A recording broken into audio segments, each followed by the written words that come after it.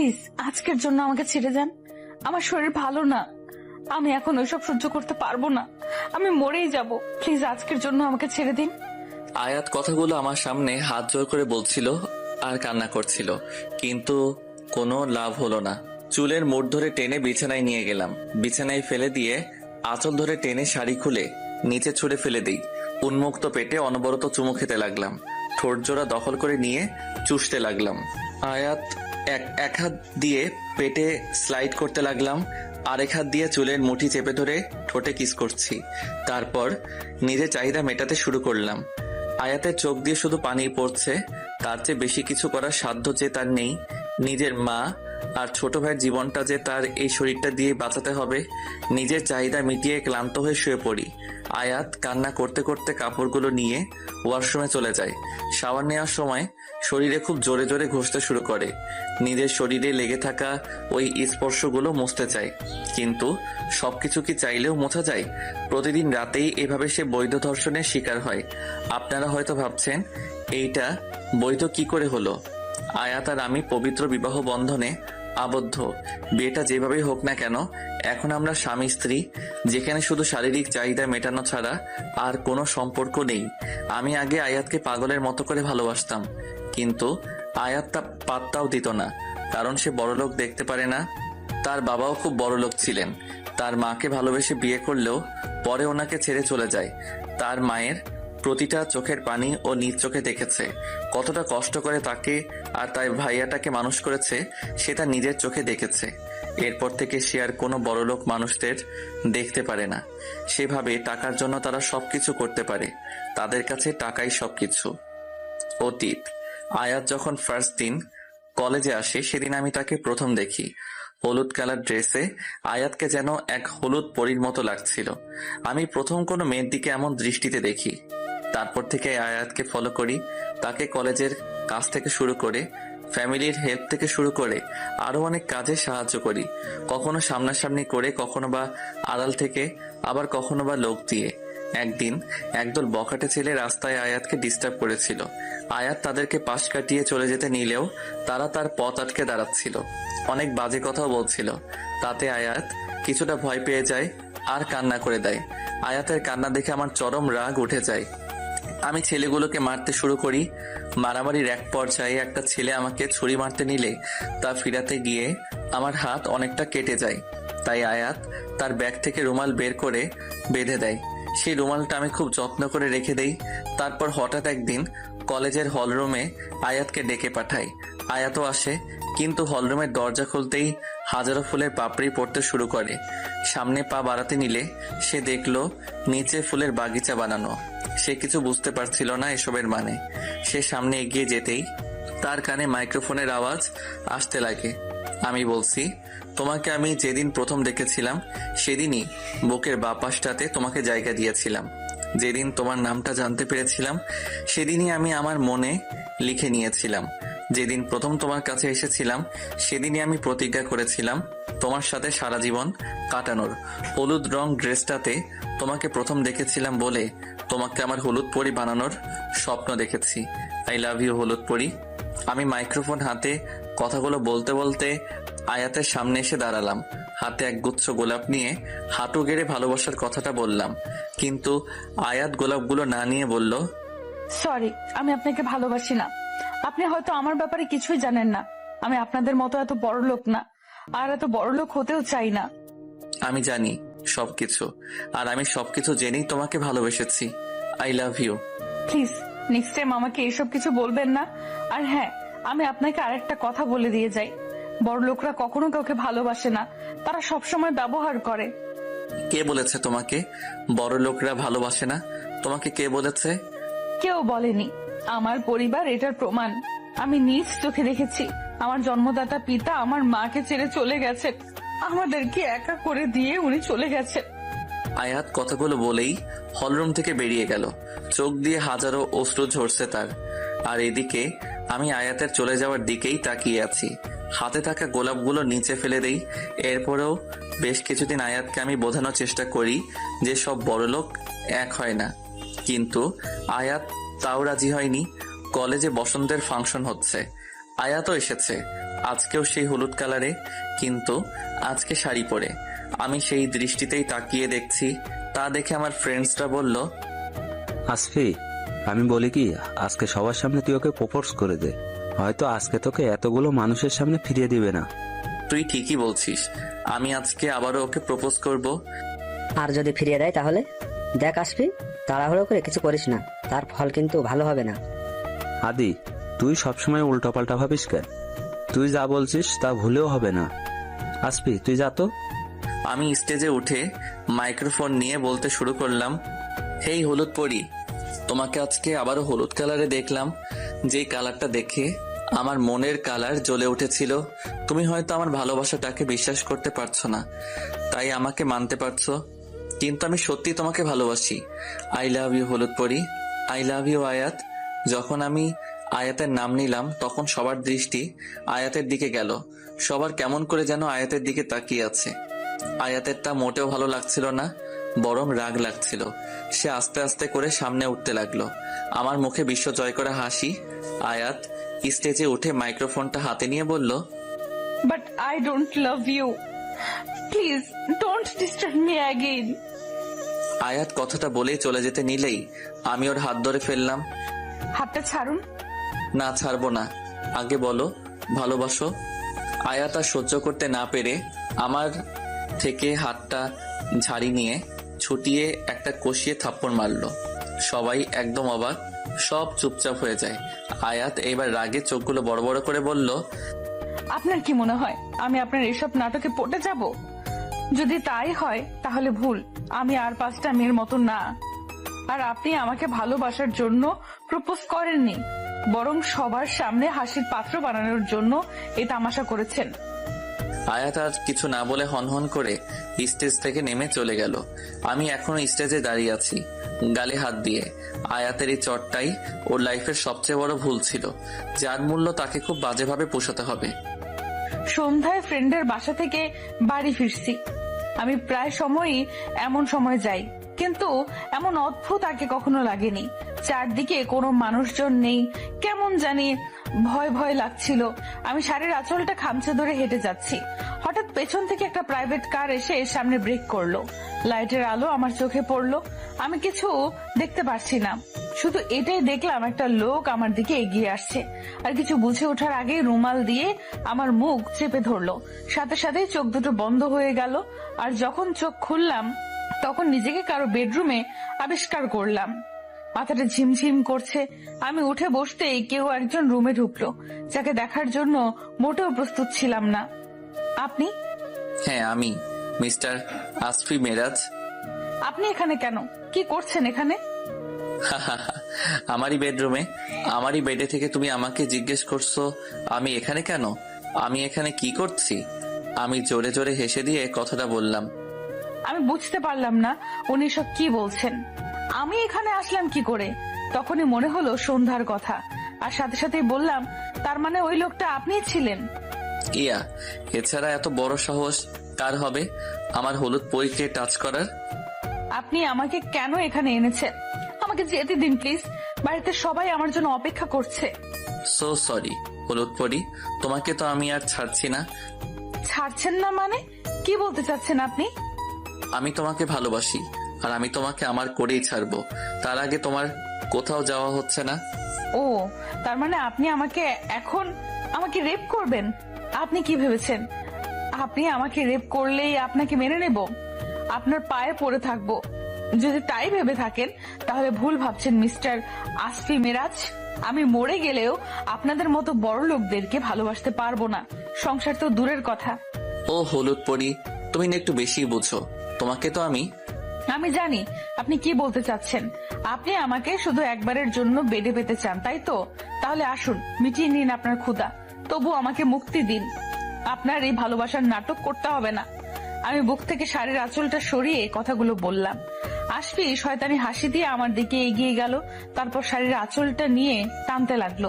আমার প্রতিটা ঘুরানের শাড়ি খুলতে লাগলো, চোখ দিয়ে পানি অনবরত পড়তে লাগলো। শাড়িটার শেষ প্রান্তে জোরে টান দেওয়ায় আমি তাল সামলাতে না পেরে আসফির উপর পড়ে যাই।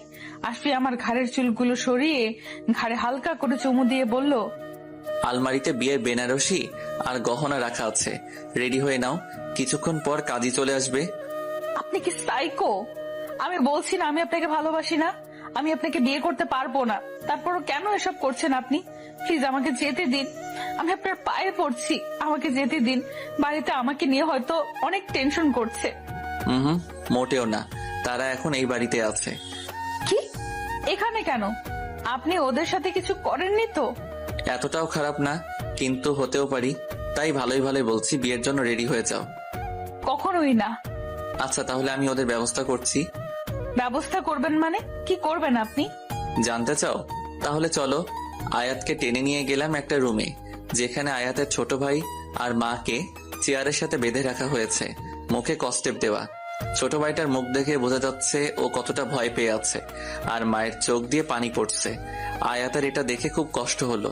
সে চোখগুলো বড় বড় করে আমার দিকে তাকিয়ে বলল, আপনি এতটা খারাপ কি করে হতে পারলেন? একজন মা আর একজন ছোট বাচ্চাকেও কেউ এভাবে বেঁধে রাখে? সবকিছু তোমার জন্য। তুমি যদি ভালোই ভালোই বিয়েতে রাজি হয়ে যেতে, তাহলে এমন কিছুই করতে হতো না। কিন্তু তুমি তো মানবে না, সেটা আগে থেকেই জানতাম, তাই আগে ব্যবস্থা করে রেখেছিলাম। এখন বাকিটা তোমার ইচ্ছে। নিজের চোখের সামনে মা আর ছোট ভাইয়ের মৃত্যু দেখবে না আমাকে বিয়ে করবে, যে কোনো একটা বেছে নিতে হবে। সময় মাত্র 20 মিনিট। কথাটা বলে শীষ বাজাতে বাজাতে চলে গেলাম। আয়াত কাছের এপাশ থেকে হাজারবার তার মাকে ডাকছে, কিন্তু আওয়াজ পৌঁছাতে পারছে না। আয়াত ব্যর্থ হয়ে নিচে বসে পড়ল। ভাগ্য তাকে আজ কোন পরীক্ষা ক্ষেত্রে এনে ফেলেছে। 20 মিনিট পর রুমে ঢুকে যা দেখলাম, তাতে করে মুখে এক বিশ্বজয় করা হাসি ফুটে উঠল। বাহ, হলুদ পরীকে তো লাল বেনারসিতেও অনেক সুন্দর লাগে, একদম ক্যাটরিনা কাইফের মতো হট। বাই দা ওয়ে, তাহলে তুমি বিয়েতে রাজি হয়ে গেলে? আর না হয়ে করতেই বা কি? তোমার সামনে তো আর কোনো রাস্তাই খোলা ছিল না। আর যাই হোক, নিজের চোখের সামনে নিজের মা ভাইয়ের মৃত্যু তো আর দেখতে পারবে না। হ্যাঁ, সেটাই, যেটার ফায়দা আপনি এত বাজেভাবে তুলেছেন। ছি, আজকের পর থেকে আপনার প্রতি আমার এতটুকু পর্যন্ত সম্মান থাকলো না। যা আছে সব ঘৃণা। আমি আপনাকে শুধু ঘৃণা করি। আমি ভালোবাসি। আয়াতের রাগী চোখের সামনে গিয়ে কথাটা বললাম। আয়াত এক পা পিছনে গিয়ে একটা তাচ্ছিল্য হাসি দিয়ে বলল, আপনি ভালোবাসার কথাটা বলে ভালোবাসার জিনিসটাকে অপমানিত করবেন না। ওকে ওকে, যাও তাহলে। এখন তো আমাদের বিয়ে হবে, কাজী বসে আছে। আরেকটা কথা, নিচে গিয়ে যদি উল্টাপাল্টা কিছু করো, তাহলে তার ফল কি হবে তা তুমি স্বপ্নেও কল্পনা করতে পারবে না। আমি চোখগুলো বড় বড় করে কথাটা বললাম। আয়াতের হাত ধরলাম, তারপর একটা হাসি দিয়ে নিচে চলে গেলাম। নিচে আয়াতের মা আর ছোট ভাই সোফায় বসে আছে, তাদের মুখে স্পষ্ট ভয়ের ছাপ। আয়াতকে দেখতে পেয়ে ছোট ভাই দৌড়ে গিয়ে তাকে জড়িয়ে ধরে কান্না করে বলল, আপু, আমার খুব ভয় করছে, আমি বাড়ি যাব, এখানে সবাই পচা। আদনান ভাই আমার, আমি আছি না, তোমার আর কোনো ভয় নেই, কেউ তোমাকে কিচ্ছু করবে না। শালা বাবু, এত ভয় পেও না, তোমার আপুর সাথে আমার বিয়ে হয়ে গেলে তোমাকে কেউ তুই না। কিছু। আমি আয়াতের কাছে গিয়ে কানে কানে বললাম, বাহ, ভালোই নাটক করলে তো। আয়াত আমার দিকে অশ্রু ভেজা চোখে তাকালে আমি শয়তানি হাসি দিয়ে সেখান থেকে কাজীর পাশে গিয়ে বসে পড়লাম। আয়াতকে ডাকলে আয়াত চুপচাপ গিয়ে বসে পড়ল। বিয়েটা হয়ে গেল, এখন আমরা স্বামী স্ত্রী। তার মা বিয়ে হয়ে যাবার পর আর 1 মিনিটও দাঁড়াননি, ছোট ভাইটাকে নিয়ে চুপচাপ বেরিয়ে যান। আয়াত পিছনে যেতে নিলে আমি ওর হাত ধরে ফেলি, তারপর একটানে কোলে তুলে নেই। আয়াত বারবার ছোটার চেষ্টা করছে, কিন্তু পারছে না। আপনি আমাকে কোথায় নিয়ে যাচ্ছেন? নামান আমাকে। আমি কোনো কথার উত্তর না দিয়ে সোজা বেডরুমে নিয়ে গেলাম। বেডরুমটা কতক্ষণের মাঝে নতুন রূপ ধারণ করেছে, চারদিকে ফুল দিয়ে অনেক সুন্দর করে সাজানো হয়েছে। আয়াতকে ধপ করে বেডের উপরে ফেলে দেই, তারপর নিজের শেরওয়ানিটা খুলতে লাগলাম। আয়াত ভয়ে ভয়ে জিজ্ঞাসা করলো, আপনি কি করতে যাচ্ছেন? আমি আপনাকে ভালোবাসি না। কিন্তু আমি তো তোমাকে ভালোবাসি, আর কতটা ভালোবাসি তার প্রমাণ আজকে আমি তোমাকে দিব। আমি আয়াতের দিকে এগোতে লাগলাম। আয়াত পিছাতে পিছাতে একদম বেডের সাথে লেগে গেল। আমি তার একদম কাছে গিয়ে গালে হাত দিলাম, তারপর ঘাড়ি আর গালে স্লাইড করতে লাগলাম। আয়াত কেঁপে উঠল, তারপর আমাকে সরিয়ে উঠতে যাবে, তার আগে তার হাত ধরে ফেললাম। এইবার আমাকে জোরে ধাক্কা দিয়ে সরিয়ে উঠে বলল, আপনি যা করতে যাচ্ছেন তা কখনো হবে না। আমি আপনাকে কখনো মেনে নিতে পারবো না। তোমার মানা না মানাতে আমার কিছু এসে যায় না, আমি মানলেই চলবে। এই বলে আয়াতের কাছে যেতে নিলে আয়াত বলে, তার মানে আপনি আমার সাথে জোর খাটাবেন? ছি, এসব কি বলে? বউয়ের সাথে জোর কেন খাটাবো? তাকে ভালোবাসবো। Come on baby. আবার যেতে নিলে আবার বলে আপনি আমার কাছে আসলে আমি কিন্তু চিৎকার করব। আচ্ছা চিৎকার করো, তাতে কি মনে করেছো তোমাকে কেউ বাঁচাতে আসবে? কেউ আসবে না, কারণ এই বাড়িতে আমি আর আমার লোক ছাড়া কেউ থাকে না। আর যারা আছে তারা ভাববে তুমি এনজয় করছো। লোকটা শয়তানি হাসি দিয়ে আমার কাছে চলে এলো। আমি পিছিয়ে যাবার আগেই আমাকে নিজের সাথে মিশিয়ে নিল আশফি। ঠোরজোড়া দখল করার আগেই মুখ সরিয়ে নেই। আশফি একটা শয়তানি হাসি দিয়ে আমাকে কোলে তুলে বেডে নিয়ে যায়। আমাকে শুইয়ে দিয়ে নিজেও আমার উপর শুয়ে যায়। আমি হাত দুটো নিচের হাত দিয়ে আটকে দেই। তারপর সে ঠোঁটগুলো দখল করে ইচ্ছা মতো চুষতে থাকি। কিছু বলতে চাইলেও বলতে পারছি না। আশফি এবার আমার শাড়ি খুলতে শুরু করলো। আমি বাধা দিয়েও পারলাম না। আশফি এখন নিজের মধ্যে নেই, সে এখন যেন পুরো মাতাল হয়ে গেছে। আস্তে আস্তে আমার সব কিছুই খুলে নিল। আমি বাধা দেওয়ার জন্য ছোটাছুটি করলেও কোনো লাভ হলো না, কারণ একটা মেয়ে কখনো একটা ছেলের সাথে পেরে ওঠে না। আমার ফার্স্ট টাইম, তাই অনেক লাগছে বলে চিৎকার করছিলাম। আশফি আমার ঘাড়ে কামড় দিয়ে দেয়। আমি ব্যথায় কুকরিয়ে আশফিকে জড়িয়ে ধরি। কি হচ্ছেটা কি? তুমি কি দরজা খুলবে নাকি আমি দরজা ভেঙে তোমাকে বের করব? আশফির হুয়াঙ্কারে আমি অতীত থেকে ফিরে এলাম। বাহিরে অনেকটা আলোকিত, তার মানে সকাল হয়ে গেছে। আমি তাড়াতাড়ি করে শাড়িটা কোনো মতে পেঁচিয়ে বাহিরে এলাম। বাহিরে আসতেই আমার গালে একটা থাপ্পড় পড়ে গেল। আশফি রেগে বলল, সেই কখন থেকে রেগে যাচ্ছি, তোমার কানে কথা যায় না নাকি? তুমি মনে করেছো ওয়াশরুমে তুমি লুকিয়ে থাকলে আমি তোমাকে খুঁজে পাবো না? এটা ভুল। পৃথিবীর যে প্রান্তেই তুমি থাকো না কেন, আমি তোমাকে খুঁজে বের করে আনবই। আমি চিৎকার করে কথাটা বললাম। আয়াত আমার কথাগুলো শুনে ভয়ে কেঁদে দিল। আয়াতকে এভাবে কাঁদতে দেখে আমি পাগল হয়ে গেলাম। যখন মনে হলো আমি আয়াতের গালে হাত তুলেছি, সাথে সাথে দেওয়ালে নিজের হাতে ঘুষি মারি। তারপর আয়াতের কাছে গিয়ে তার গাল ধরে বললাম, সরি আয়াত, আমি বুঝতে পারিনি, দেখি কোথায় লেগেছে। আয়াত আর কথা না বলে দৌড়ে রুম থেকে বেরিয়ে গেল। এমনি সে রাতের ব্যথায় এখনো ঠিক মতো হাঁটতে পারছে না, আর এখন আমি ওকে মারলাম। নিচে নেমে কান্নায় ভেঙে পড়লো আয়াত। আমি আর পারছি না। এই কয়দিনেই আমার জীবনটাকে নরক বানিয়ে দিয়েছে। যখনই ইচ্ছে হয় তখনই নিজের চাহিদা মেটাতে ঝাঁপিয়ে পড়ে। একটাবার জিজ্ঞেসও করে না আমার কি ব্যথা লাগে নাকি। হঠাৎ আশফি নিচে নামলো, কার সাথে যেন ফোনে কথা বলছে। না, আর আমি আজকে বাড়ি আসবো, আমার সাথে আরেকজন আসবে। বরণ ডালা রেডি রেখো, বরণ করে ঘরে তুলতে হবে তাকে। আমি আয়াতের দিকে তাকিয়ে কথাটা বললাম। আয়াত নিজের চোখের পানি মুছে কিচেনের দিকে যেতে নিলেই বললাম, আজকে বাবা মায়ের সাথে দেখা করতে যাব, রেডি থেকো সন্ধ্যায়। আপনার মা বাবা আপনি দেখা করতে যাবেন কি যাবেন না সেটা আমি জানি না, কিন্তু হ্যাঁ, আমি যাব না, এটা আমি আপনাকে বলে দিচ্ছি। ভালো করে বললাম, শুনলে না? এখনো সময় আছে, সন্ধ্যায় ভালো করে রেডি হয়ে থেকো, নয়তো তারপর কি হবে সেটা তুমি ভালো করেই জানো। নিজের আসল রূপে ফিরে আসবেন, তাই তো? আপনি এর চেয়ে বেশি আর কি পারবেন? আপনি তো আমাকে এই জন্যই বিয়ে করছেন, তাই না? তো যখন ইচ্ছা আপনি তখনই সেটা করতে পারেন। আমি অনুমতি দিলেও আর কি, না দিলেও কি, তাই আমি আর এখন ভয় পাই না। নিজের মা ভাইয়ের ভয় তো ঠিকই আছে। আয়াত চলে যেতে নিলে আমার এমন কথা শুনে থমকে দাঁড়ায়। আশফির দিকে তাকিয়ে দেখে ও শয়তানি হাসি দিচ্ছে, আর তারপর বলল, যদি তাদের প্রতি ভয় থাকে তাহলে আমি যা বলি তাই করতে হবে, নয়তো সোজা। আশফি আর কিছু না বলে সোজা চলে গেল। আমি হাতের কাছে থাকা ফুলের টপটা নিচে ফেলে দিলাম। আশফি পেছন ফিরে তাকিয়ে বলল, বাহ, শক্তি আছে। এতটুকু বলেই চোখ টিপ দিয়ে চলে গেল। নিজের ইচ্ছে না থাকা সত্ত্বেও ছোট ভাই আর মায়ের ভালো চেয়ে আমাকে যেতে হবে। লেমন কালারের শাড়িটা পরে ড্রেসিং টেবিলের সামনে দাঁড়িয়ে চোখে কাজল পরছিলাম। তখনই আশফি এসে আমাকে পেছন থেকে জড়িয়ে নেয়। হঠাৎ করে এভাবে জড়িয়ে ধরায় হাত থেকে কাজলটা নিচে পড়ে গেল আর চোখের কাজল কিছুটা লেপটে গেল। তাতে আমি অনেকটা রেগে গিয়ে আশফিকে ধাক্কা দিয়ে দূরে সরিয়ে দিয়ে বলি, কি করছেনটা কি? আপনি নিজেকে কি মনে করেন? কোন সিনেমার হিরো মনে করেন নিজেকে? কোনো সিনেমার না, আমি তোমার হিরো। Just shut up. আপনি একটা অদ্ভুত সাইকো, আপনি একটা ডেভিল। সব গল্পে ভিলেনরা খারাপ হয় না, কিছু গল্পে ভিলেনও ভালোবাসে। আমি আয়াতকে একদম নিজের সাথে মিশিয়ে আস্তে করে কথাটা বললাম। তারপর আয়াতকে ছেড়ে দিয়ে নিচে চলে গেলাম। লোকটা চলে যাওয়ার পর আমি মনে মনে কতগুলো গালি দিয়ে টিস্যু নিয়ে চোখ মুছতে লাগলাম। তারপর রেডি হয়ে নিচে চলে গেলাম। আমাকে দেখতে পেয়ে আসতে বলল, বাহ বাহ, হলুদ পরি কি আমাকে এই ভর সন্ধ্যাবেলায় পাগল করে ছাড়বে? হোয়াট? তোমার ঠোঁটগুলোতে লিপস্টিক দিলে যে আমি নিজেকে আর কন্ট্রোল করতে পারি না। আশফির কথা শুনে আমি সাথে সাথে ঠোঁট থেকে লিপস্টিকটা মুছে ফেলে বলি, হয়েছে, এখন থেকে লিপস্টিক দিব না, তাহলে হয়তো আপনার থেকে একটু হলেও শান্তি পাবো। কিন্তু তোমার নাভিটা তো আমাকে আরো বেশি কাছে টানছে। আশফি আমার নাভির দিকে তাকিয়ে শয়তানি হাসি দিয়ে কথাটা বলল। আমি কথাটা শুনে নিজের পেটের দিকে তাকিয়ে দেখি নাভি দেখা যাচ্ছে। আমি শাড়িটা টান দিয়ে নাভিটা ঘুরে ফেললাম। তারপর চোখগুলো বড় বড় করে বললাম, আপনি কি চান আমি আপনার সাথে না যাই? No no. তাহলে এসব বাজে বাজে কথা রেখে চলুন, আমার শরীর ভালো লাগছে না। কি হয়েছে তোমার? জ্বর আসছে নাকি? বলো আমাকে। আরে চুপ করে আছো কেন? বলো আমাকে। আশফি আমার কাছে গিয়ে পাগলের মতো করতে লাগলো। আমি কিছুটা অবাক হয়ে গেলাম। যেই একটা মানুষ রাতে এতটা হিংস্র হয়ে যায়, সেই মানুষটাই এখন এতটা পাগলের মতো করছে।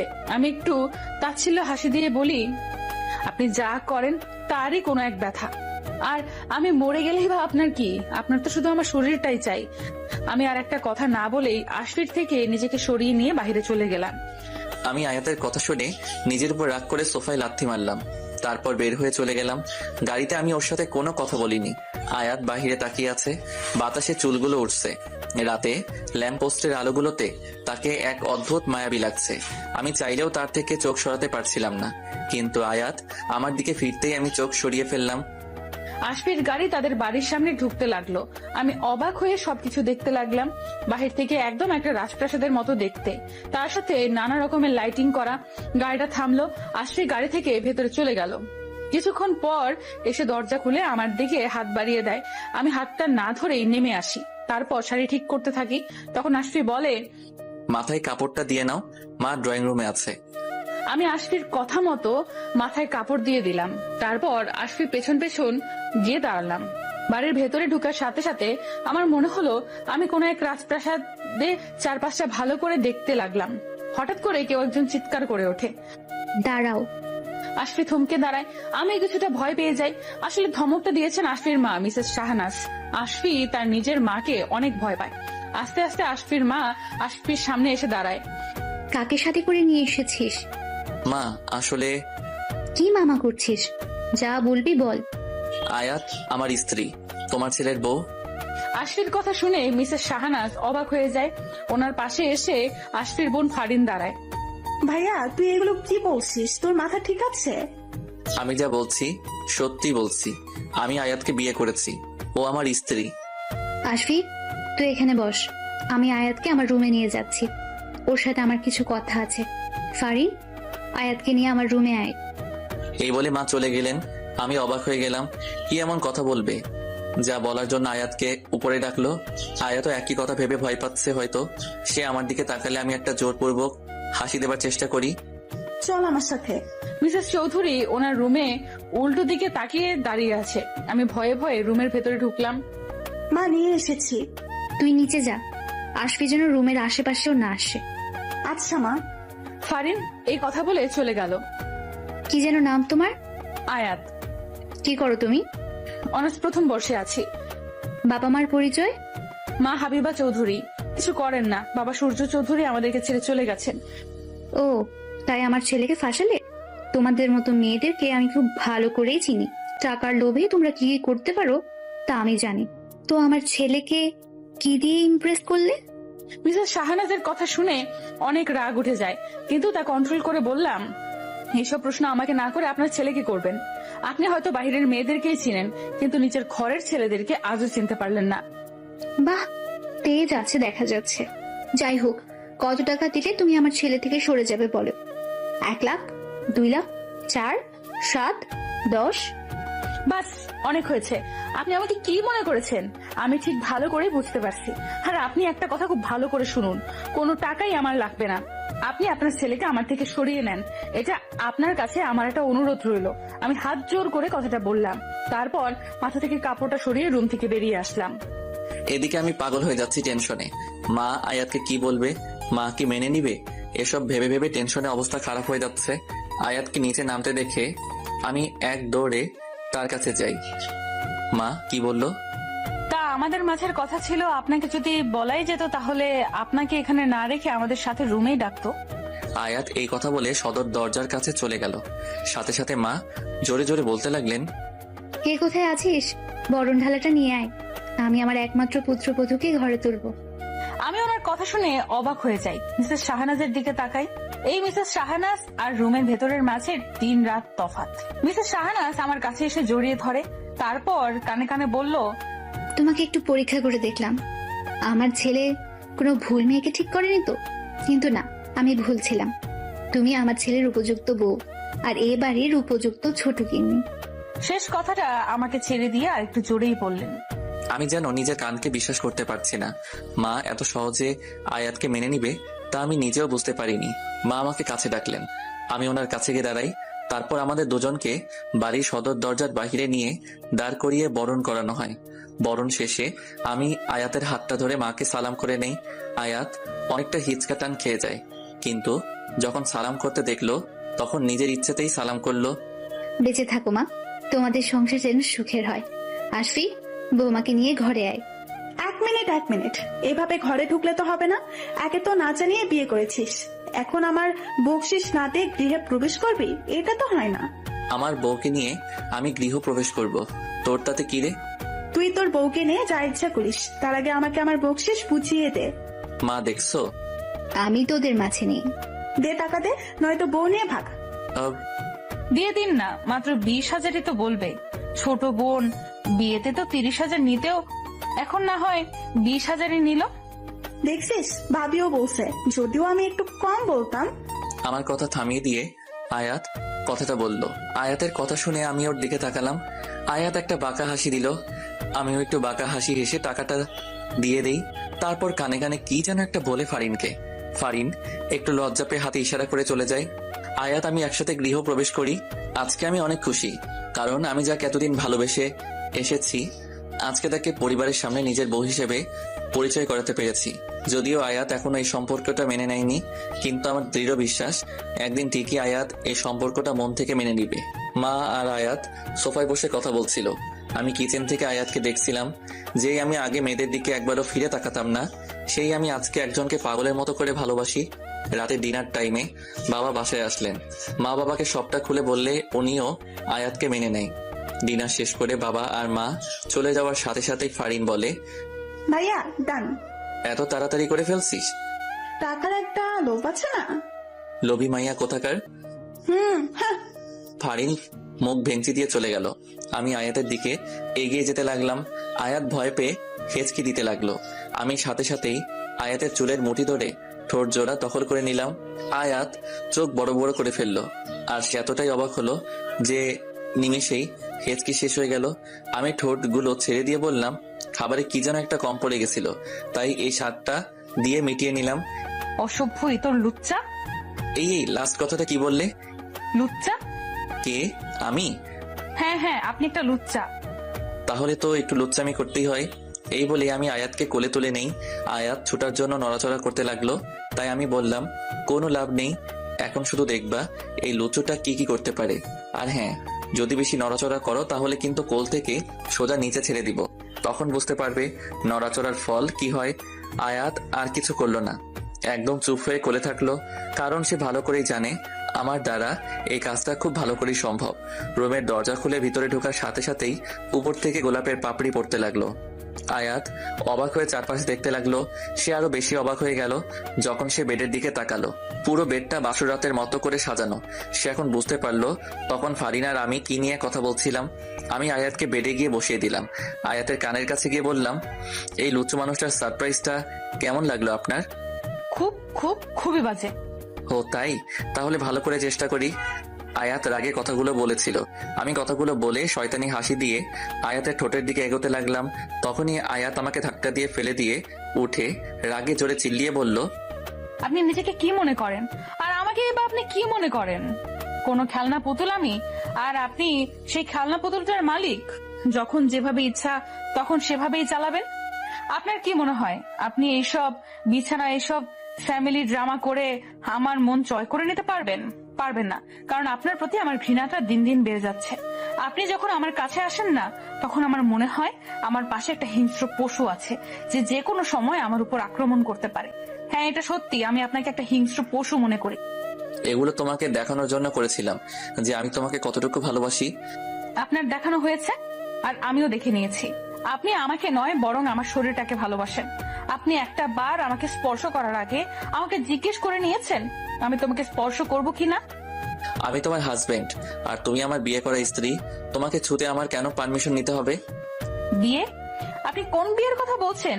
যে বিয়েটা মনে হাজারো ভয় রেখে করা হয়েছে, যে বিয়েটা মা ভাইয়ের জীবনের জন্য মুখ থেকে কবুল বের করানো হয়েছে। আরে বিয়েতে 3 বার কবুল বললে বিয়ে হয়ে যায় না। বিয়েটা দুটো মনের মিলনের ফল।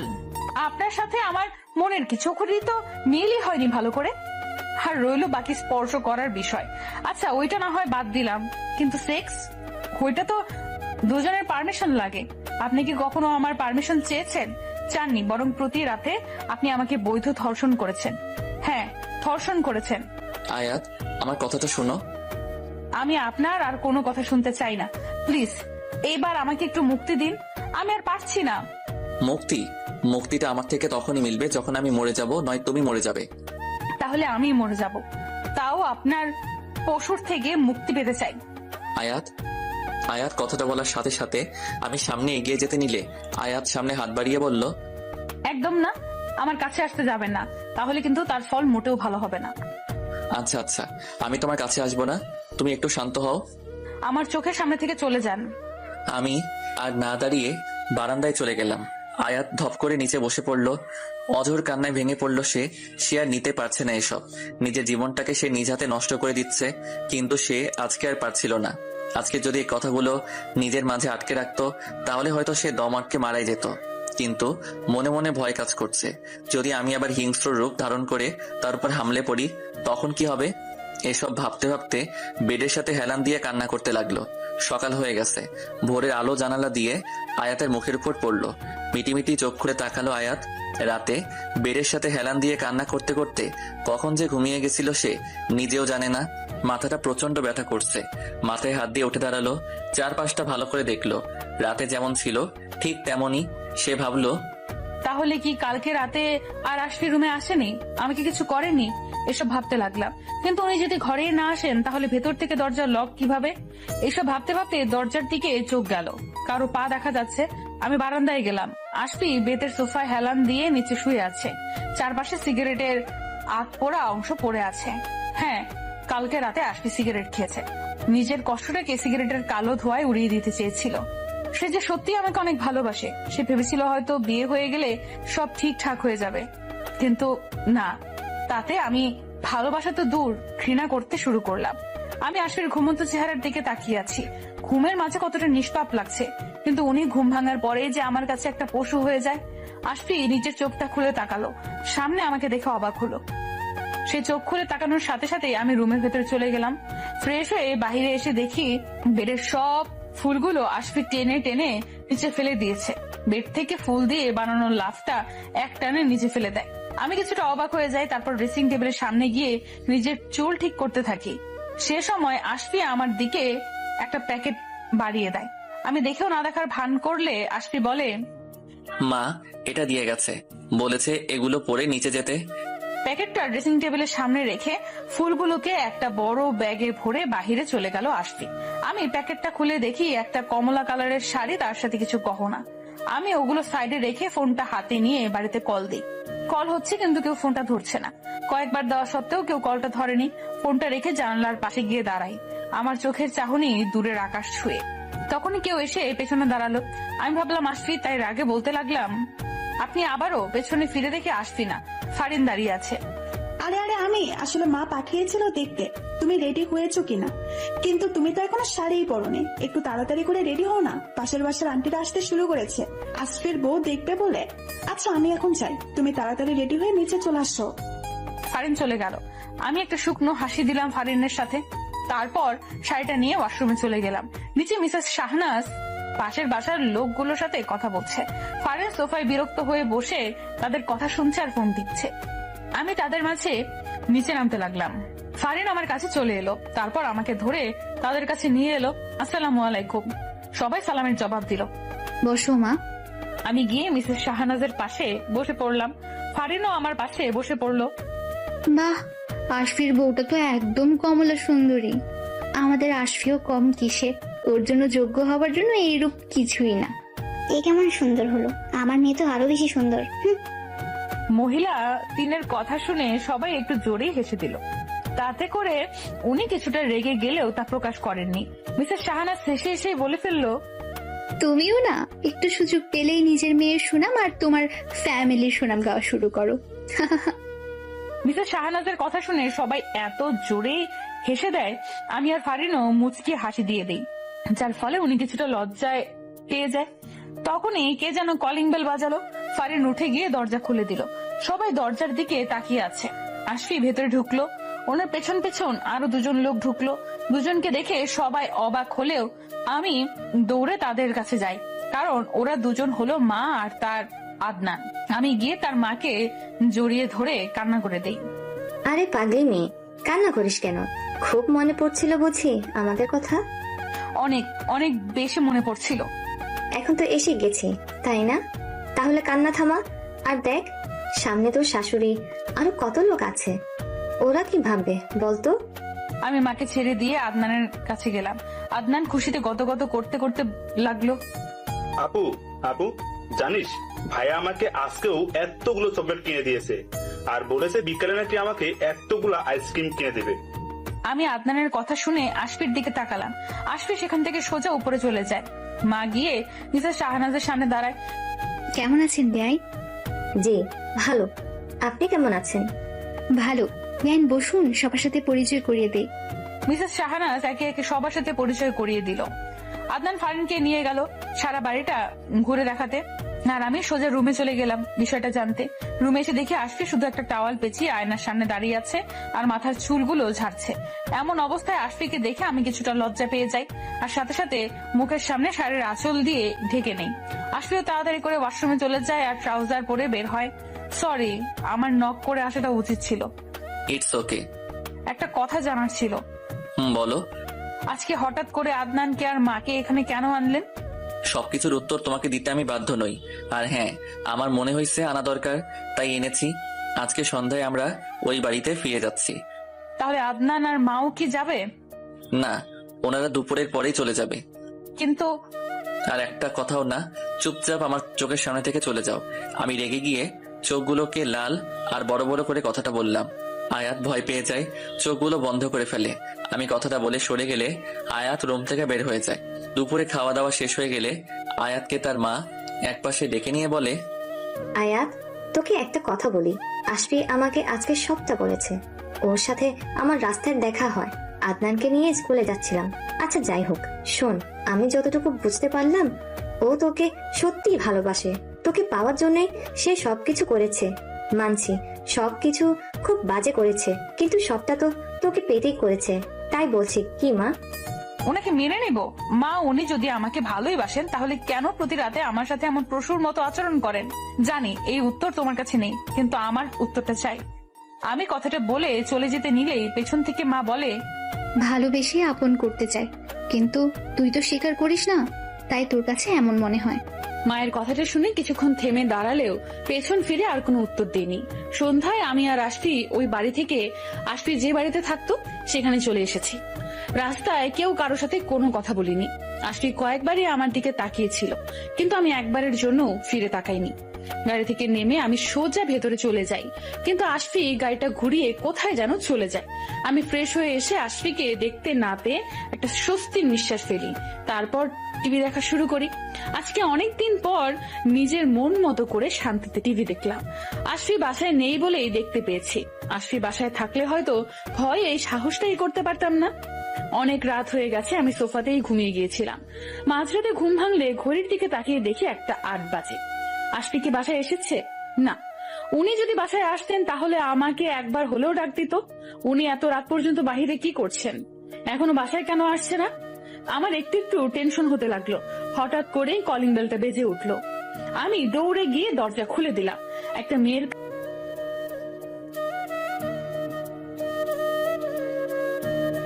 কাঁধে ভর করে দাঁড়িয়ে আছে আশফি, পুরো ড্রাঙ্ক হয়ে আছে। মেয়েটার ড্রেস দেখে আমার মেজাজ খারাপ হয়ে গেল। ছোট ছোট সব ড্রেস। আপনি কে? আর উনি এভাবে কেন? লিসেন, আমি কে সেটা তোমার জানতে হবে না। বেডরুমটা কোন দিকে সেটাই বলো। অবশ্যই জানতে হবে, কারণ মাঝরাতে আপনি আমার হাজবেন্ডকে নিয়ে এসেছেন, এখন আবার বেডরুম খুঁজতেছেন। আশিক খুব বেশি ড্রিঙ্ক করে ফেলেছিল, তাই ড্রাইভ করতে পারছিল না। আমি ওকে ড্রাইভ করে নিয়ে এলাম। জি শুক্রিয়া, এখন আপনি আসতে পারেন। হোয়াট? তুমি কে? আমাকে যেতে বলার তুমি কে? হ্যাঁ, আমি মেয়েটার কথা না শুনেই আশফিককে নিজের কাঁধে নিতে যাব, তখনই মেয়েটা রেগে গিয়ে আমাকে ধাক্কা মারলো। আমি তাল সামলাতে না পেরে দেয়ালের সাথে ধাক্কা খেলাম আর মাথায় অনেকটা ব্যথা পাই। এইবার আশফির রাগ উঠে যায়, ঠাস করে মেয়েটির গালে থাপ্পড় বসিয়ে দেয় আর চোখগুলোকে বড় বড় করে বলে, হে ইউ, তোমার সাহস কি করে হয় আমার হলুদ পরীকে ধাক্কা দেওয়ার? তোমাকে কি আমি বলেছিলাম আমাকে ড্রাইভ করে বাসায় আনতে?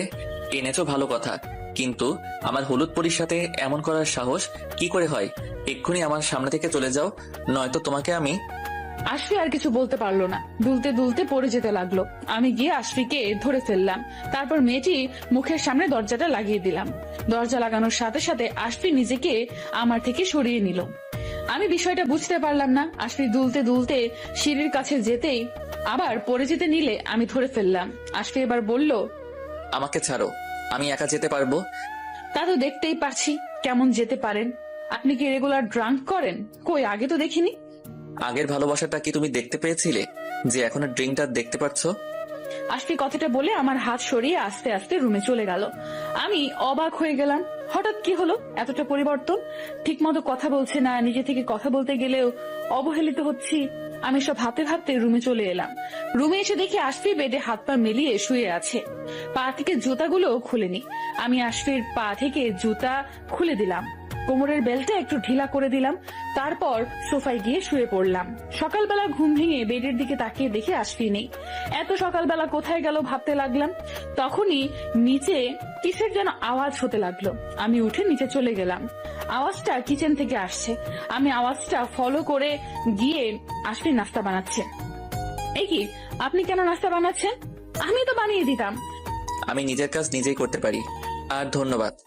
কিন্তু এই কয়েকদিন তো আমিই বানিয়েছি। তখন অনেক কিছুই হয়েছে, এখন আর তেমন কিছুই হবে না। সবকিছু একদম আলাদা আলাদা হবে।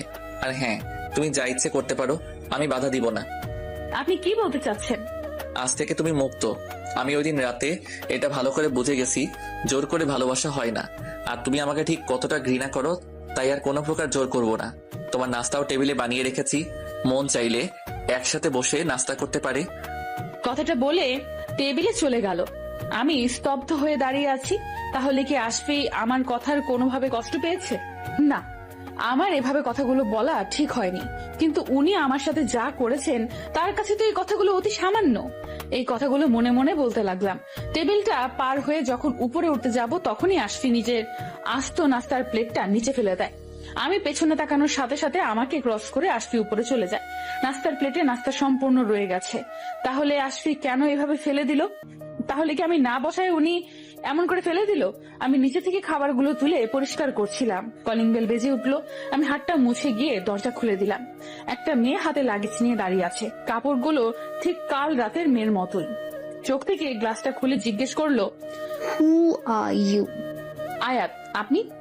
ও, তাহলে তুমি সেই মেয়ে যার প্রেমে পড়ে কিডন্যাপ করে বিয়ে করেছে। কে আপনি? আরে দিদাম, তুমি কেমন আছো? আমি পিছন থেকে কথাগুলো বললো, আর সাথে সাথে দিদাম আমাকে জড়িয়ে ধরলো। আমি ভালো আছি, তুমি কেমন আছো? আমিও ভালো আছি। তো তুমি একা আসলে নাকি? ফুপি কই? আম্মু তোমাদের বাসায়, আর তুমিও ওইখানে নেই, তাই আমি সোজা এখানে চলে এসেছি। ভালো করছো, যাও রুমে গিয়ে ফ্রেশ হয়ে যাও। আগের রুমটা কি এখনো আমার জন্যই রয়ে গেছে? যেখানে ইচ্ছা হয় সেখানে থাকতে পারো। দিদাম তার লাগেজটা নিয়ে আয়াতকে ক্রস করে যাবার সময় একটা বাঁকা হাসি দেয়, তারপর উপরে যেতে লাগে। আয়াত নিজের রুমে যাবার জন্য দিদামের পিছু পিছু উঠছিল। দিদাম আমার আর আয়াতের রুমের ভিতর ঢুকতে নিলেই আয়াত ওর সামনে গিয়ে বলে, সরি, এটা আমাদের রুম, আই মিন ওনার আর আমার। তুমি অন্য যে কোনো রুম নিতে পারো এটা ছাড়া। আসলে এই রুমটাই একসাথে থেকে অভ্যাস হয়ে গিয়েছিল তো, তাই আর কি। ওকে, আমি আসছি। দিদাম চলে গেল, কিন্তু এটা কি বলে গেল তা আমার মাথায় ঢুকছিল না। উনি আর দিদাম কি একসাথে থাকতেন আগে? এসব ভাবতে ভাবতে ফ্রেশ হতে লাগলাম। ফ্রেশ হয়ে এসে দেখি আশফি একদম ফর্মাল ড্রেসে। আমি বিছানা গোছাতে গোছাতে বললাম, কোথাও বের হচ্ছেন? চুপ করে আছে। আবার বললাম, আমি কিছু জিজ্ঞেস করছি। আজকে থেকে অফিসে যাব। আশফি আর কিছু না বলে সোজা চলে গেল। আমি একা একা বলতে লাগলাম, আজব, নিজেকে এখন কি মনে করেন আপনি? বদের হাড্ডি একটা। আমি বুঝলাম না হঠাৎ করে এতটা চেঞ্জ কি করে হলো। আর তার উপরে এই দিদাম মেয়েটাকে সুবিধার মনে হচ্ছে না।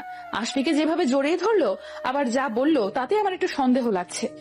নজর রাখতে হবে। আমি রুম গুছিয়ে নিচে নামলাম। এসে যা দেখলাম তাতে আমার চোখ চড়ক গাছ হয়ে গেল। যে কেউ দেখলে ভাববে লিপ কিস করছে। আমি যেন কয়েক মুহূর্তের জন্য থমকে গেলাম। আমার নিজের অজান্তে রাগ উঠে গেল। আমি আর সহ্য করতে না পেরে হাততালি দিয়ে বললাম, বাহ বাহ, এটা আপনার অফিস। রুম থেকে এসে ড্রয়িং রুমে বউ রেখে ফুফাতো বোনের সাথে খুব সুন্দর অফিস করছেন। আমি অফিসে যাচ্ছিলাম, তখনই আপনার পুরুষত্ব জেগে উঠলো। নিজের ফুফাতো বোনের সাথে ঠোঁটে ঠোঁট মিলিয়ে নিলেন। আমি আর কিচ্ছু বলতে পারলাম না। তার আগে আমার গালে কষিয়ে একটা থাপ্পড় বসিয়ে দিলেন উনি।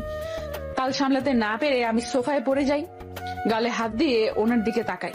উনি আমার দিকে খুবই রাগি লুকে তাকিয়ে আছে।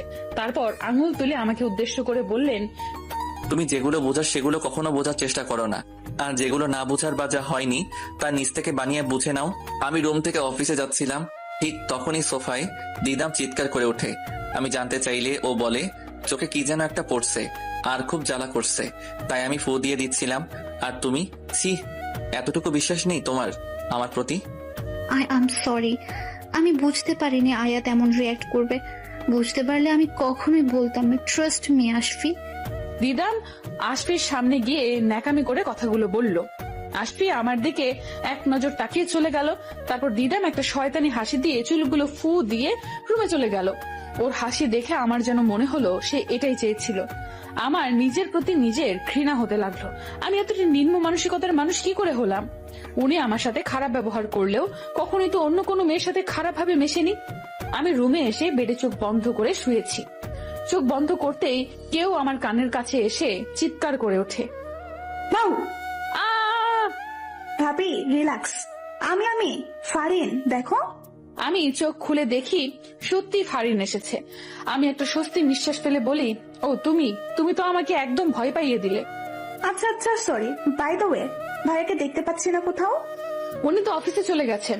আমার কথা শুনে ফারিন একদম অবাক হয়ে যায় আর চোখগুলো বড় বড় করে বলে, হোয়াট? ভাইয়া অফিসে গেছে? কিভাবে কি? যে মানুষ অফিসের নাম শুনলেই জ্বর এসে যেত, উনি আজকে অফিসে গেছে? আমিও কিছু বুঝতে পারলাম না। আজকে হঠাৎ করে নিজ থেকেই। ভালোই হয়েছে, সব তোমাকে ভালোবেসে। যাই হোক, আমার ওই শাকচুন্নি বোনটা কই? তোমার বোন? ও, দিদামের কথা বলছো? ওকে ছাড়া আমি আর কাকে শাকচুন্নি বলবো বলো? ও, তোমাকে তো আসল কথা বলাই হয়নি। কি কথা? ও কিন্তু ভাইয়াকে অনেক ভালোবাসতো, ইভেন এখনো বাসে। ভাইয়ার কথা শুনলে একদম পাগল হয়ে যায়। দেখলে না, ভাইয়া ওই বাসায় নেই বলে এখন এই বাসায় চলে এসেছে। ভাবি, তোমাকে একটা কথা বলি, ভাইয়াকে একটু সাবধানে রেখো। বলা তো চায় না, ছেলে মানুষের মন কখন কোথায় কিভাবে বলে যায়। যদিও ভাইয়া ওকে তেমন একটা পাত্তা দেয় না, তবুও সুরক্ষা বলে একটা কথা আছে, শাকচুন্নির নজর বলে কথা। আমি মনে মনে ভাবতে লাগলাম, তাহলে আমি ঠিক ছিলাম। তখনের ঘটনাটা দিদাম ইচ্ছে করেই করেছে, যাতে করে আমাদের মাঝে ঝগড়ার সৃষ্টি হয় আর সে ওই সুযোগটা নিতে পারে। দিদাম, তুমি বড্ড বড় ভুল করে ফেললে। তুমি আমার স্বামীর দিকে নজর দিয়ে বড় ভুল করেছো। আজকে যে থাপ্পড়টা আমি খেয়েছি তার থেকে জোরে থাপ্পড়টা তোমাকে আমি খাইয়ে ছাড়বো বলে দিলাম। ফারিনের ধাক্কায় ধ্যান ভাঙলো আমার। ভাবি, তুমি আবার কই ডুবে গেলে? না, বলো তো আজকে হঠাৎ? আসলে ভাবি, তোমাকে একটা কথা বলার ছিল, আর একটা হেল্পও লাগতো। আচ্ছা, তাহলে বলো কি কথা, আর কি হেল্প করতে পারি? ভাবি, আমি একজনকে খুব ভালোবাসি, সেও আমাকে খুব ভালোবাসে, কিন্তু ওর ফ্যামিলিটা আমাদের মতো না, ওর একটু নিম্ন। তাই আমার সাথে রিলেশনটা রাখতে চাচ্ছে না, কারণ ও জানে আমাদের ফ্যামিলি আমাদের সম্পর্কটা মেনে নিবে না। তাই সে চায় না সম্পর্কটাকে গভীরে নিয়ে গিয়ে একা হয়ে যেতে। কিন্তু ভাবি, আমি সত্যিই তাকে খুব ভালোবাসি, আমি ওকে ছাড়া বাঁচবো না। প্লিজ ভাবি, তুমি কিছু একটা করো। আমি আবার কি করব? কি বা করতে পারি আমি? তুমি পারবে ভাবি, আমি জানি। একবার ভাইয়া যদি রাজি হয়ে যায় তাহলে বাবা কখনোই ভুলেও না করবে না। আর আমি এটাও জানি ভাইয়া তোমাকে অনেক ভালোবাসে, সে তোমার কথা কখনো না করতে পারবে না। প্লিজ ভাবি, প্লিজ। কিন্তু ভাবি, আর কোনো কিন্তু বলো না, আমি তোমার কাছে চিরকৃতজ্ঞ থাকবো। আমি তোমার পায়ে ধরে বলছি, প্লিজ এই হেল্পটা করে দাও। ফারিন এই বলে আমার পা ধরতে নিলে তাকে বাধা দিয়ে দাঁড় করিয়ে বলি, কি করছো কি? তুমি আমার পায়ে কেন পড়বে? আচ্ছা, আমি আজকে তোমার ভাইয়ের সাথে এই বিষয়ে কথা বলবো। থ্যাংক ইউ ভাবি। ফারিন আমাকে জড়িয়ে ধরলো। আমিও তাকে জড়িয়ে ধরলাম। ও আজকে অনেক খুশি। খুশি হবে নাই বা কেন?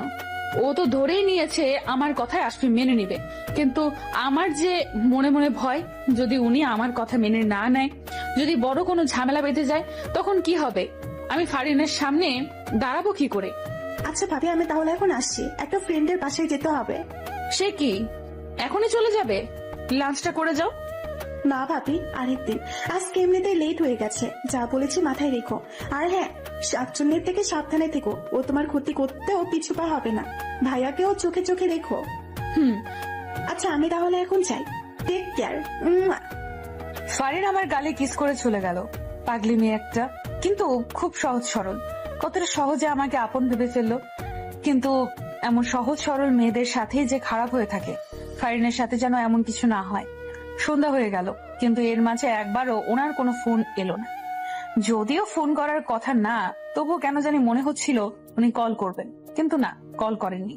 কলিং বেলটা বাজার সাথে সাথে দৌড়ে গিয়ে দরজা খুলে দিলাম। ওনার সাথে যাকে দেখলাম তাতে মেজাজ গরম হয়ে গেল। দিদাম আশফির হাত ধরে দাঁড়িয়ে আছে, তার মানে বিকেলে দিদাম এই জন্যই বাইরে গিয়েছিল। উনি আর দিদাম আমাকে ক্রস করে ভেতরে ঢুকছিল। তখন আমি জিজ্ঞেস করলাম, এত দেরি হলো কেন? বাবা মার কাছ থেকে জেনেছি অফিস টাইম নাকি 5টায় শেষ। উনি আমার কোনো কথার জবাব না দিয়ে উপরে চলে গেল। আমি ওনার পেছন পেছন যেতে নিব, তার আগে দিদাম আমার সামনে এসে দাঁড়ায়। আসলে আমরা একটু ঘুরতে বের হয়েছিলাম, অনেকদিন পর আমি আসলাম তো, তাই আমাকে নিয়ে একটু ঘুরতে বের হয়েছিল। কিছু মনে করো না কেমন? দিদাম চলে যেতে নিলে আমি ওর হাত ধরে বলি, অন্যের স্বামীর থেকে নিজের নজর সরিয়ে ফেলো, নয়তো ওই নজরের চোখ আমি তুলতে এক মুহূর্ত সময় নিব না। হোয়াট? কি বলতে চাচ্ছ তুমি? আমি কি বলতে চাচ্ছি তুমি তা খুব ভালো করেই জানো, তাই বলছি নিচ থেকে সরে যাও, মাঝে আসতে যেও না। আর যদি না সরি? তুমি যখন সব জানোই, তাহলে এটাও জেনে রাখো আমি আশফিকে ভালোবাসি। ওকে পেতে হলে আমি সবকিছু করতে পারবো। তোমার এসব ধমকানোতে আমার কিচ্ছু আসে যায় না। কি এসে যায় তা আমি জানি, কিন্তু এটা জানি যদি না সরো তাহলে তার ফল তোমার জন্য মোটেও ভালো হবে না। আর রইল বাকি তোমার ভালোবাসার কথা, তাহলে শুনে রাখো, উনি আমাকে ভালোবাসেন আর আমাকে ওনার বউ হিসাবে সবার সামনে পরিচয় করিয়ে দিয়েছেন। Whatever, I don't care. কিন্তু তোমাদের মাঝে আমি সব সময় থাকবো, যাকে বলে সুইচ হয়ে ঢুকে খাল দিয়ে বের হয়। আর যদি আমি আশফিককে না পাই, তাহলে তোমাদের জীবনটা আমি নরক বানিয়ে ছাড়বো। আমি দেখি কেমন করে তুমি আশফিকে নিজের করো আর আমাদের জীবন নরক বানাও। আমি এই বলে উপরে চলে আসছিলাম, পেছন থেকে দিদাম বলল, তুমি কি আমাকে চ্যালেঞ্জ করছো? না, কিন্তু তুমি যদি চ্যালেঞ্জ ভাবো তাহলে চ্যালেঞ্জই। আমার আবার চ্যালেঞ্জ জিততে খুব ভালো লাগে। এই বলে মুচকি হাসি দিয়ে উপরে চলে আসলাম। রুমে এসে দেখি উনি সোফায় বসে আছে, এখনো ফ্রেশ হতে যায়নি। টাইটা খুলে সোফায় রেখে দিয়েছে।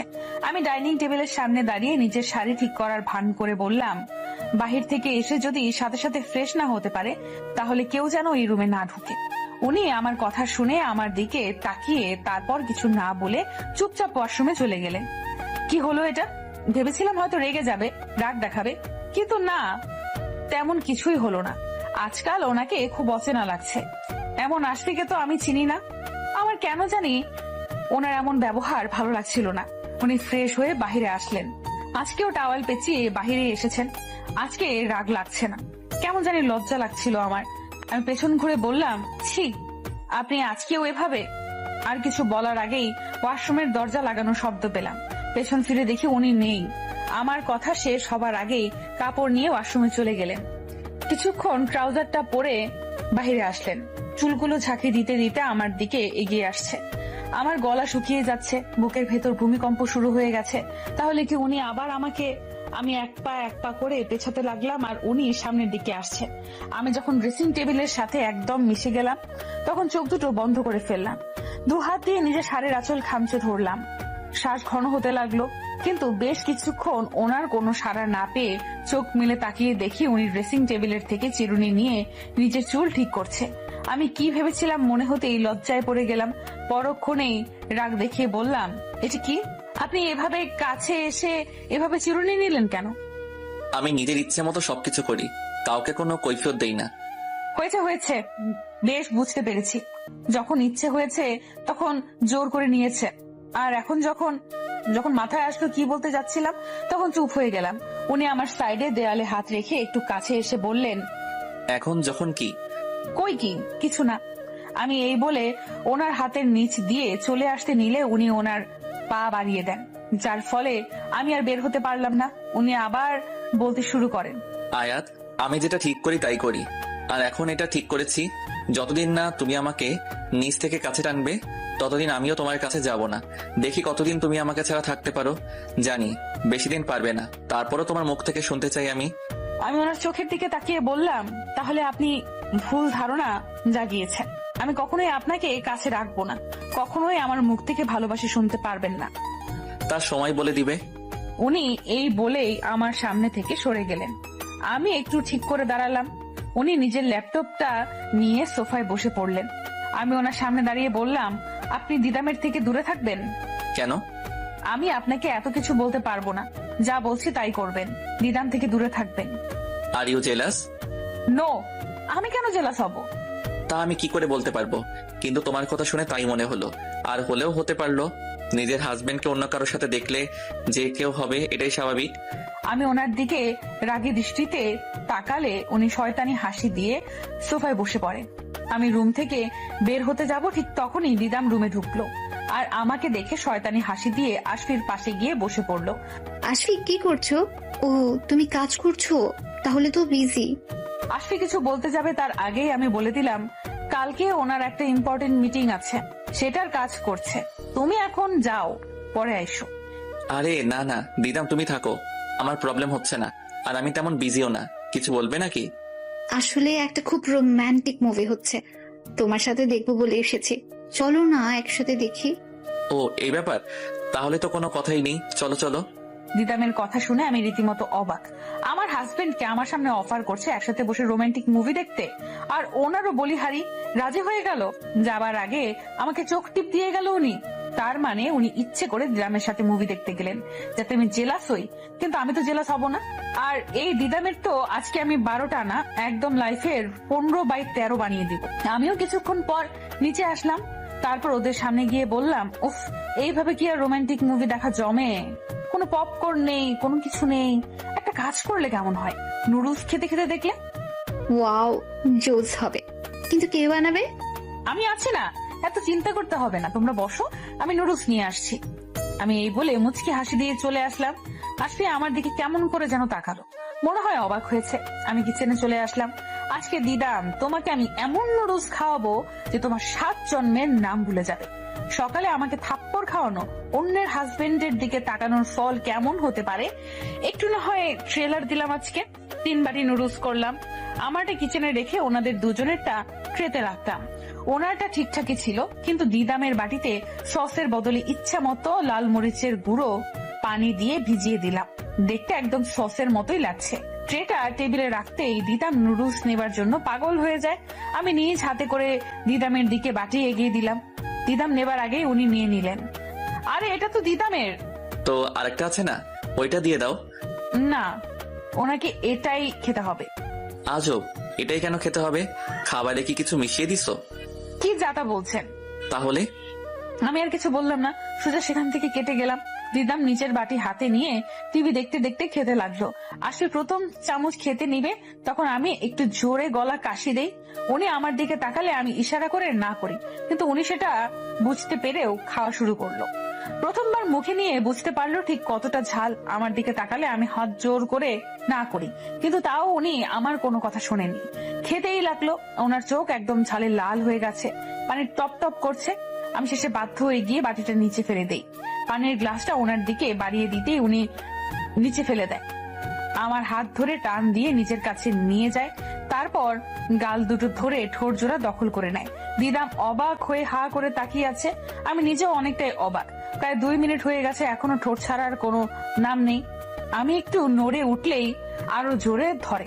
বেশ কিছুক্ষণ এভাবে থাকার পর নিচ থেকে ছেড়ে দেয়। এরপর কিছু বলার সুযোগ না দিয়ে উপরে চলে যায়।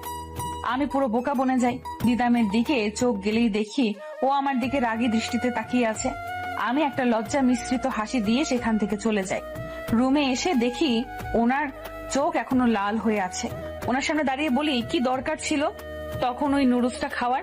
আমি তো আপনাকে বারবার ইশারা করে না করছিলাম, কিন্তু আপনি আমার কথা বুঝেও খেলেন। এটা কেন করতে চাইছিলে? তুমি জানো এই ঝালটা দিদাম খেলে ওর অবস্থা ঠিক কেমন হতো? আমি বুঝতে পারছি না তোমার ওকে নিয়ে এত প্রবলেম কেন। তুমি তো আমাকে ভালোবাসো না, তাহলে কেন আমার বিষয়ে এত নাক গলাচ্ছ? কেন দিদামকে নিয়ে এতটা জেলাস ফিল করছো বলো আমাকে। আশফি কথাগুলো রাগের সুরেই আমাকে বলল। আমি কিছুটা কেঁপে উঠলাম। উনি পাশে থাকা ফুলদানিটা নিচে ফেলে দিতে চাইলে আমি ওনার হাত ধরে ফেলি আর তা সঠিক জায়গায় রেখে বলি, আমার দিদামকে সহ্য হয় না, কিন্তু কেন হয় না সেটা নিজেও জানি না, আর আমি চাই না আপনি ওর সাথে মিশেন। তাহলে তো আমি আরো বেশি মিশবো। কি? হ্যাঁ, কারণ এখন থেকে আমি ওই জিনিসগুলো বেশি করব যে জিনিসগুলো তোমার পছন্দের না। উনি আমাকে সাইড করে চলে যেতে নিলে আমি ওনার সামনে দাঁড়িয়ে বলি, আপনার সাথে আমার কিছু কথা। তোমার সাথে এখন কোনো কথা বলতে চাচ্ছি না আমি। কথাগুলো খুবই জরুরি, আর কথাগুলো আমার, আপনার বা দিদামের বিষয় নিয়ে নয়, বরং আপনার আদরের ছোট বোনকে নিয়ে। ফারিনকে নিয়ে আবার কি কথা? বলবো, কিন্তু তার আগে প্রমিস করতে হবে আমি যা বলবো তা খুব মনোযোগ দিয়ে শুনবেন আর পুরোটা শুনবেন। আচ্ছা, প্রমিস। তাহলে শুনুন, ফারিন একটা ছেলেকে খুব ভালোবাসে আর ছেলেটাও ফারিনকে খুব ভালোবাসে। Wow, great. তাহলে আমার বোন ডুবে ডুবে জল খাচ্ছে, তো ছেলে কি করে? সবই বলছি, আগে আপনি আমার কথাটা পুরো শুনুন। ও আচ্ছা, বলো। ওরা দুজন দুজনকে মন থেকে ভালোবাসে। ছেলের আব্বু একজন নিম্নমানের ব্যবসায়ী, কিন্তু ছেলেটা খুবই ভালো, আর ছেলেটা একটা কোম্পানিতে ভালো পদে চাকরি করে। ফারিন বলছিল তাদের বিয়েটা। অসম্ভব, এটা কখনো হতেই পারে না। আমার বোনের বিয়ে আমি জেনে শুনে এমন একটা ছেলের সাথে কখনো দিতে পারি না। ওর জন্য অলরেডি কত ভালো ভালো আমাদের স্ট্যাটাসের সাথে মিলপাত্র পড়ে আছে, আর আমি এমন একটা ছেলের সাথে দিব? কিন্তু ওরা একে অপরকে অনেক ভালোবাসে। এসব প্রেম ভালোবাসা কিছু না, আজ আছে তো কাল নেই। আর এসব ছেলেরা মেয়েদের টাকা দেখে ভালোবাসে, মন দেখে নয়। ঠিকই বলেছে, প্রেম ভালোবাসা কিছুই না, শুধু স্বার্থ বুঝে, কেউ টাকা কেউ বা দেহে। আমার কথাটা শুনে উনি আমার দিকে ফিরে তাকায়।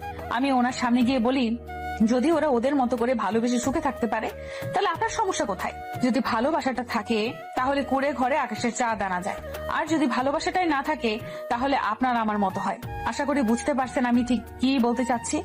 আর হ্যাঁ, ওই ছেলেটা যদি টাকা দেখে ভালোবাসতো তাহলে কেন এখন সে নিজেই সরে যাচ্ছে? কেন নিজেকে যোগ্যতাহীন ভেবে সরে যাচ্ছে? প্রতিটা ছেলে এক হয় না।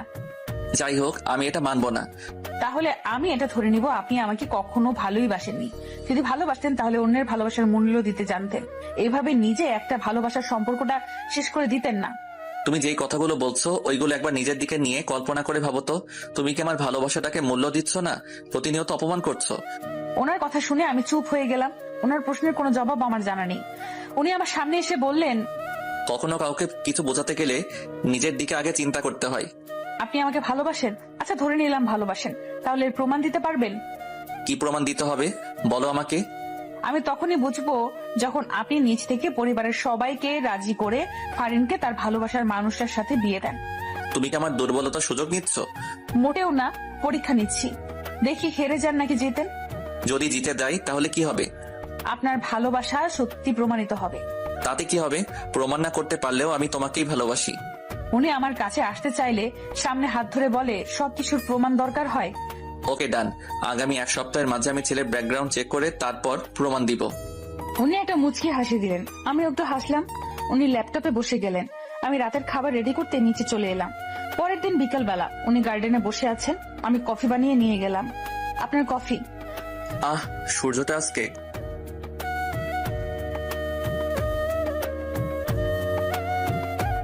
কোন দিক দিয়ে অস্ত যাবে? আপনাকে কফি দেওয়াটাই ভুল হয়েছে। উনি শয়তানি করায় আমি একটু রাগ দেখিয়ে এই কথাটা বললাম, আর উনি হাসি দিলেন। এর মাঝে শাকচুন্নি দিদাম এসে হাজির। কথা নেই বার্তা নেই, এসেই আশফির পাশে বসে পড়লো আর আশফির কফিটা নিয়ে নিল। এটা ওনার কফি।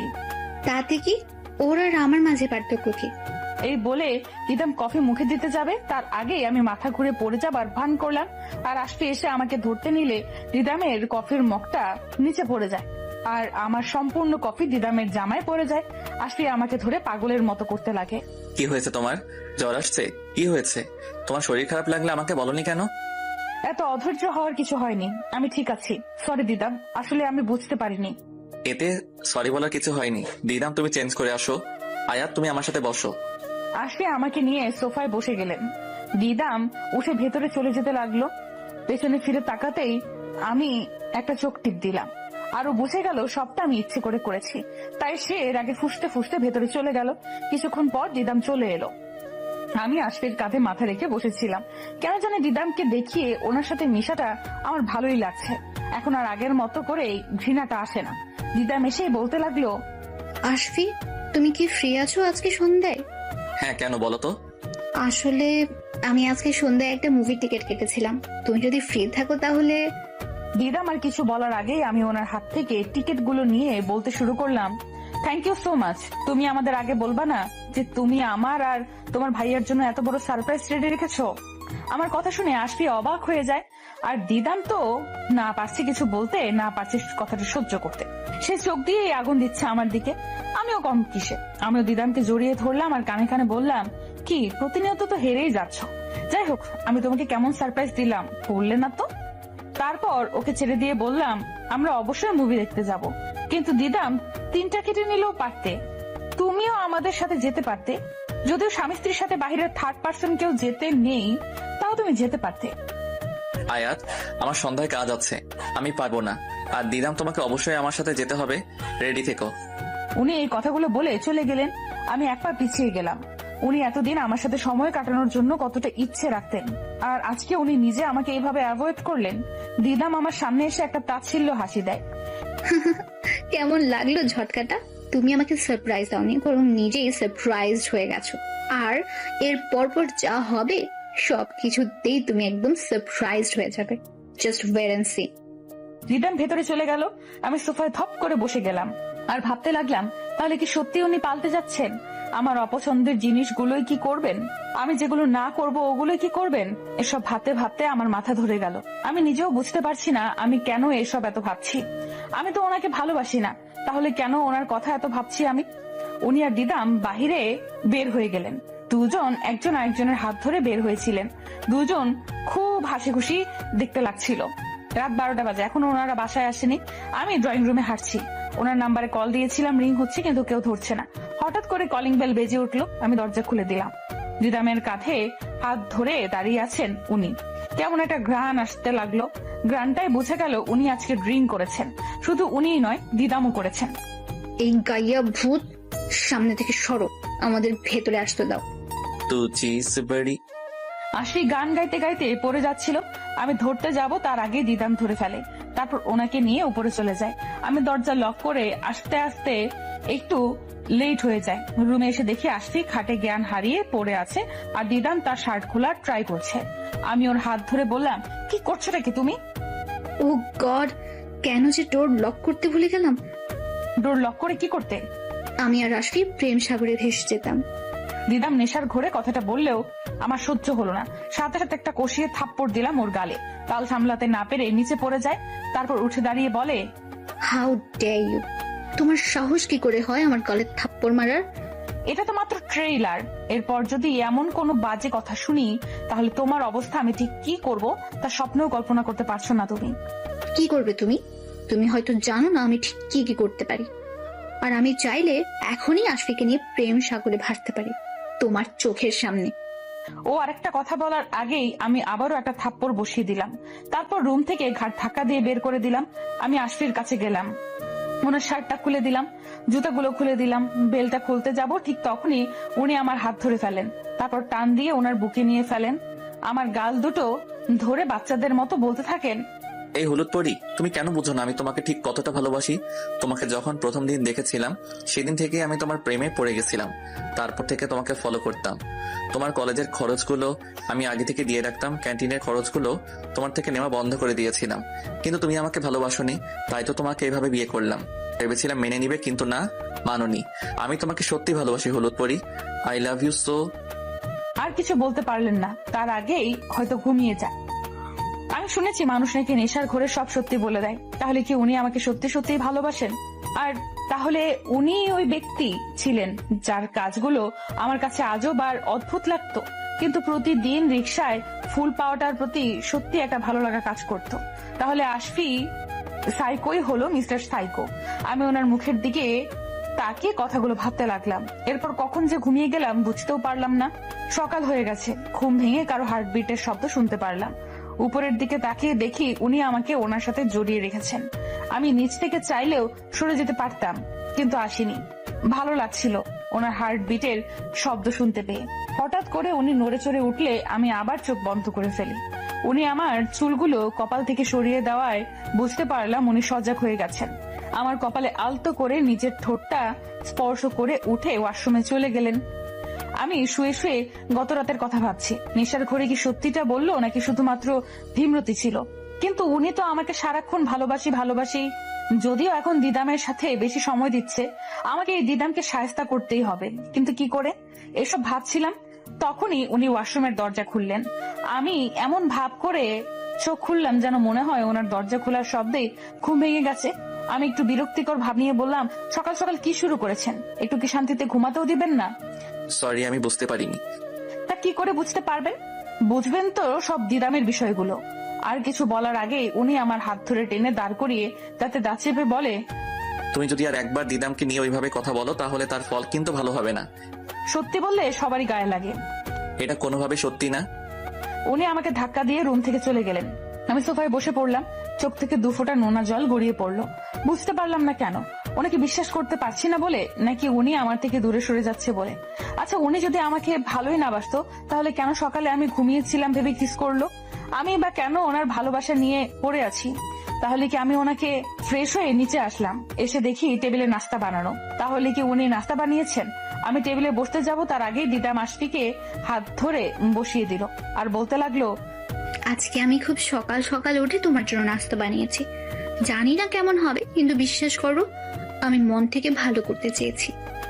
আসলে দিদাম, তুমি বানিয়েছো ঠিকই, কিন্তু উনি স্যান্ডউইচ সকালে খান না, তাই তুমি এগুলো সরিয়ে ফেলো। আমি একটা কিছু বানিয়ে আনছি। আমি এই বলে কিচেনের দিকে যেতে নিলে উনি বললেন, কে বলেছে আমি এসব খাই না? আমি এগুলো খাই, আর দিদামের হাতের বানানো হলে তো আরো বেশি করে খাবো। উনি কথাটা বলে খেতে লাগলেন।